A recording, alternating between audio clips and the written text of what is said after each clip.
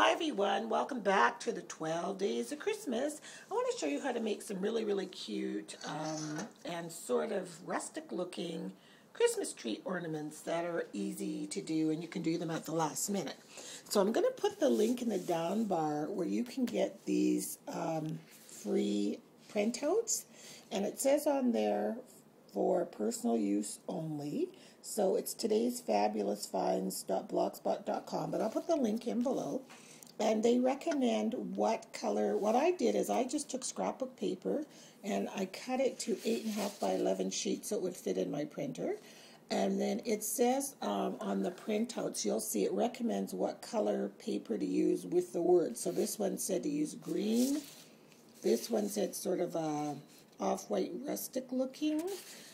This one said bright yellows. This was red and white stripe. And this they recommended blue. So what you do, first thing, they said to use paint stir sticks. Like, hang on, like these. My husband went and picked them up for me at Rona. But I found the Rona ones have a little dip here and another dip right here. So I couldn't get enough. They gave them to me for free. So if you can find some that are straight at least all the way up to only have a dip on one side, those would be great. And then what you simply do is cut them in 4-inch strips because you want to be able to fit this right on top. So that didn't work for us. So my husband went back to the hardware store, God bless him, and he bought these shims. They were in a package, a big package of wooden shims, and he trimmed them all 4 inches long. And then he said he bought the most rugged looking shims he could find because he knew I liked that distressed look, which is really cool. So all we did was take, I should say all he did because he did these, some acrylic paint, sienna color, mixed with water, and just did a wash over them just to give them a little bit darker color, and that's it. That's all we did. So all you simply do is cut out your little saying, and I made sure I cut inside of the black line because I didn't want the black lines to show. And then you take a coat of Mod Podge, and you first put it on the back side of this and also on the top side of this. This one you can see has a whole bunch of splatters on it because this was the sample one we were using just to see if it fit and how we wanted, if we want a little bit of edge on the side, which I kind of like. And then you're going to drill holes in them and put wire and curl it up and hang them on your tree. So when they get all done, I'll show you how they turn out. You can see here, this one, when I cut it out, there's a bit of black line, see, showing at the top, and I don't want that. So I'm going to make sure for the next ones. I've done some here, but they're not quite dry, so you can see the Mod Podge on them.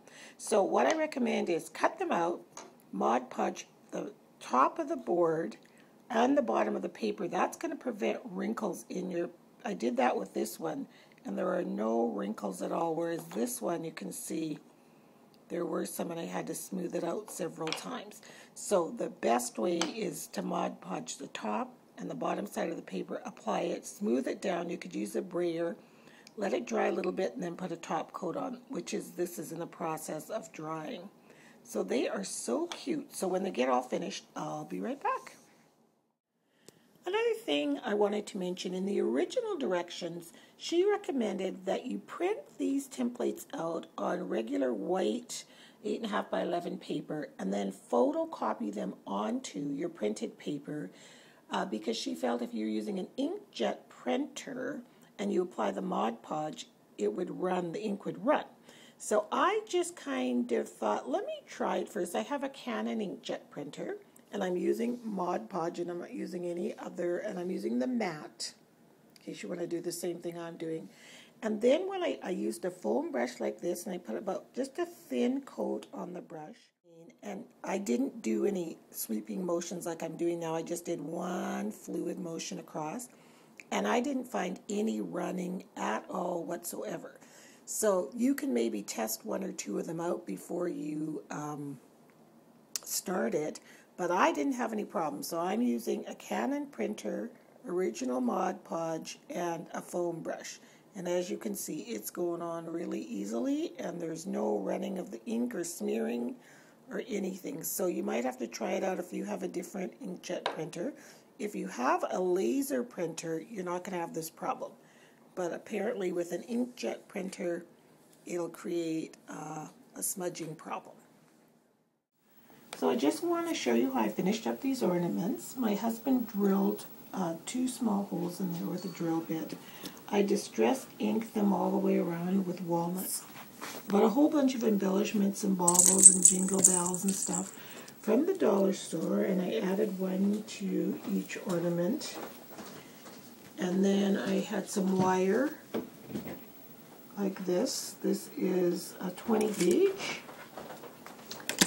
And so they mostly ended up looking like this.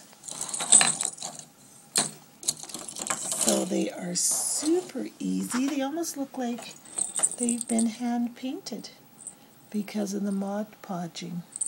And the distress ink has blended it right into the wood. So these make the cutest little vintage Christmas tree ornaments. So again, I'll put the link in the down bar where you can get the printables for these. And have fun making them, and we'll see you next time. Bye.